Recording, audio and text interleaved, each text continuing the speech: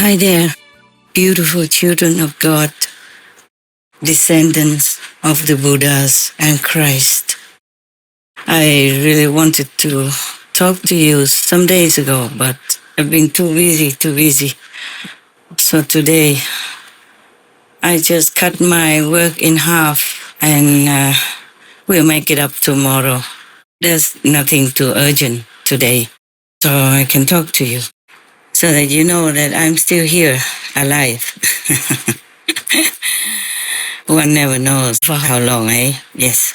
Treasure your life and your time on earth so that you can have enough opportunity to practice, to elevate yourself and those around you spiritually and many other aspects such as virtues, morals, wisdom. Yes, that's what you can bring to those you love and those fortunate to be around you. The high-level spiritual practitioners. And if you are still low-level, don't worry, you will get there. If you're sincere. Where there is a will, there's always the way. Just sometimes our body doesn't listen to our will. Try to teach it what to do. Now it's summer, or when it's too hot, you could put a little bowl of cold water or with some ice in it, if you have ice, and put a towel in it, whenever you feel too hot. Even if you're already not covered by some cloth. If you live alone, like I do, you can do anything you want, actually. And if it's too hot, you can leave the window open. And if you worry about ghosts and stuff, if you're a good practitioner, you shouldn't be worried. But you could turn on the light in the garden. So around your house would be lighted. Most ghosts worry about the light if they're outside your house. Never mind. There are ghosts also next to you or near you or next to your house. These are invisible things. Sometimes space doesn't matter to them. But we can take refuge in the heavenly method of the light without light and sound without sound. You know that, and you'll be safe. Leave the Supreme Master TV on in the background so you feel safer. Yes, actually, I believe that all of you feel safe and well, just like the way I did when I was younger. With the light and sound method, you should never worry about anything. When I was a little younger, sometimes I saw white figures around, almost transparent, but I never felt afraid at all. Yes.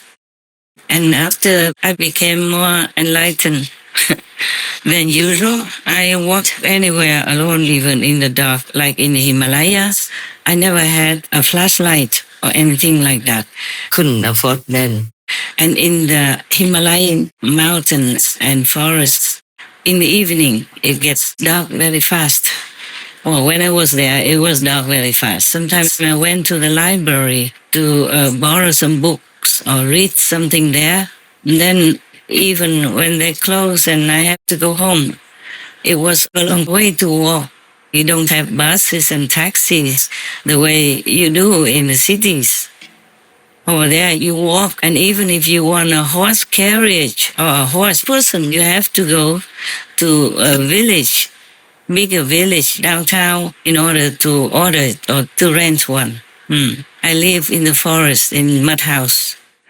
Most of the time, it was like that. And at night, when I went home, I just went. It was all dark. It's darker than in the cities. Somehow, even if you don't live within the cities, you live near the city, the light from the city also can help you to see a little bit of the path. But in the Himalayas, the forest, it's all dark. Up to now, when I remember, I wonder how I got home. This was how I lived before. I never felt afraid of anything.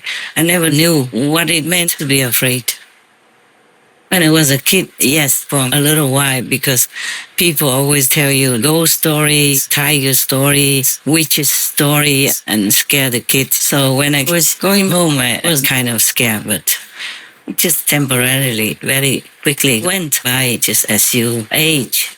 When you're young, the time passes so fast. But in the Himalayas, you have nothing like that. In the jungle, especially not. But I wonder how I got home. I just walked home. It seemed like my feet knew where to go. Just now I thought about it. I thought I must have been like a silly or crazy woman. I went to find God. I thought I would find it in India, in the Himalayas. I never prepared myself. I didn't even have a tent. I had just an umbrella and I didn't have a lot of money at all. I had to stretch it. So if I didn't have a room somewhere in the Himalayas, I just have to sleep under the umbrella. At least the head didn't get wet. And that's important. Those days, I didn't know what fear meant. And nowadays, living within the so-called civilization, you can feel fearful of people, of anything that could happen to you in the civilized society. In the Himalayas, you live in a mud house alone or with just a couple of people. And if you went out somewhere, if you want to go home, you have to pass through forests, mountains, and rivers. And I did all that alone. Now thinking about that, oh, I'm not sure if I can do it again. I was younger and I love that word so much, that free word, that fearless word, which I lost. I lost so many things, including that. But that kind of word is one of the most precious words to me. I didn't know that knowing so many people could give you so much more luggage than when you are alone, even though you don't carry any of their baggage. Nobody can see that. But it's more burdensome than when you live alone, almost like penniless. You have to count a penny every day. You can't spend more than how much you've already designed to spend.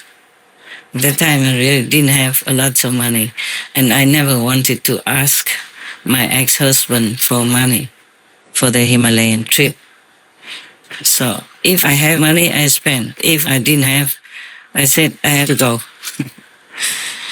But because I live so frugally, some chapatis self-made in front of the mud house with some dry wood in the forest, then you can last long time with very little money. In India, it's much cheaper than in other countries.